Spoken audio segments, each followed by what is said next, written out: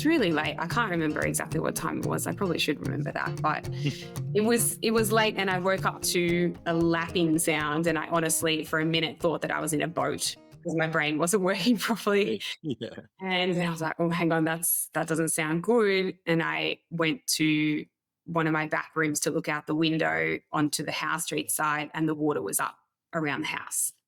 So at that stage, I went out to the front patio, and the water was completely up to the top of the stairs of the patio. Wow. Yeah. So that's when I panicked. Yeah. So, like, what do you do at that moment?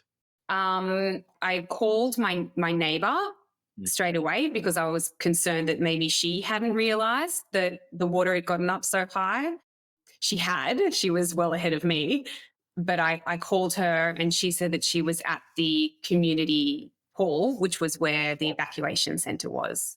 Yeah. But she was in her car on the road outside of the hall because she had her 2 dogs with her, and she couldn't take them inside because she didn't have any enclosure for them. So she was just sitting in her car.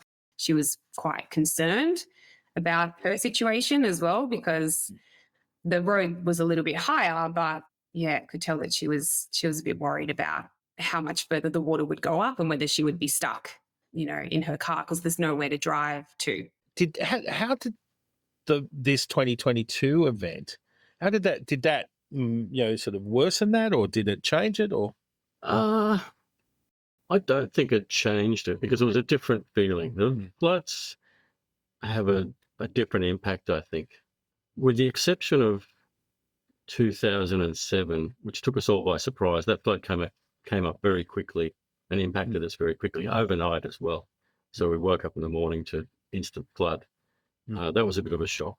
But generally the floods around here, you know it's coming. Yeah. And you can prepare for it. And you also know there's not much you can do about it. No. Whereas a fire, it's also coming, the bigger fires, but you can prepare for it and you can do things. So you can be busy and take your mind off any stress and worry, I suppose. And I waded knee deep into the house, into the yard, way up my, just above my ankle.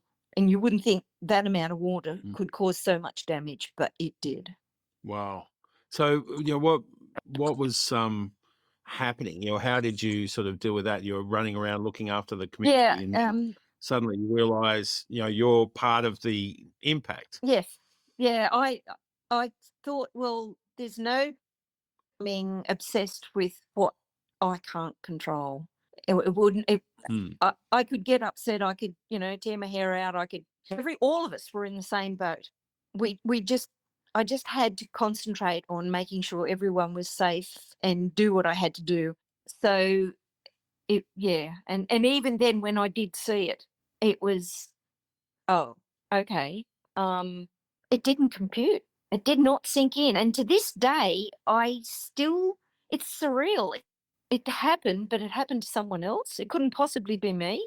Yeah. And flood is terrible. And I can remember. First thing when I saw the Victorian floods recently was another trigger point.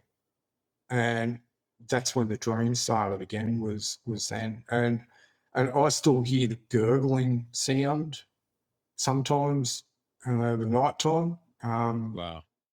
When floodwaters come across the ground, it displaces the air in there. So any air pocket gets filled up and it bubbles out. And it's like the ground boils. Wow. It's a weird thing. When I was running around the house trying to get stuff out, I was hearing this come through the floor. The floor would be, I guess, knee high. You could hear it resonating as it came up, approaching the floorboards underneath.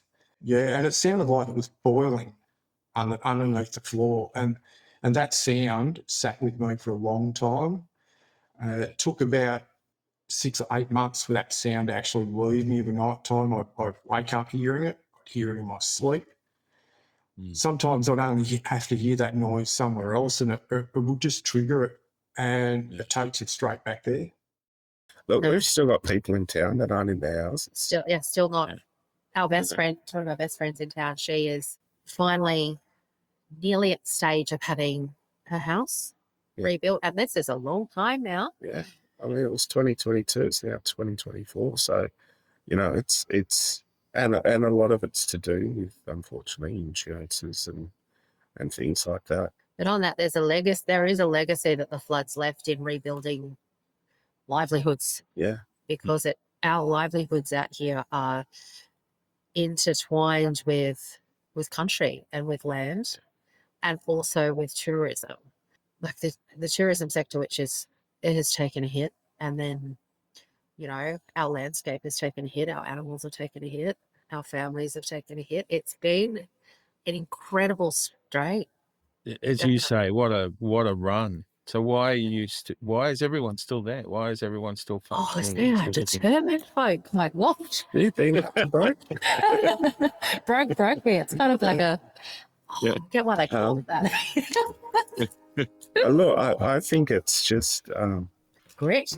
it's grit and determination. But I mean, to stop, you have to stop and walk outside with a cup of coffee in the morning, and you look at your backyard and go, That's right. this is why we're here. And we do it for our neighbours too. You see the range, you see the mountain range. You don't hear the cars, you don't, you know, this is why we're here.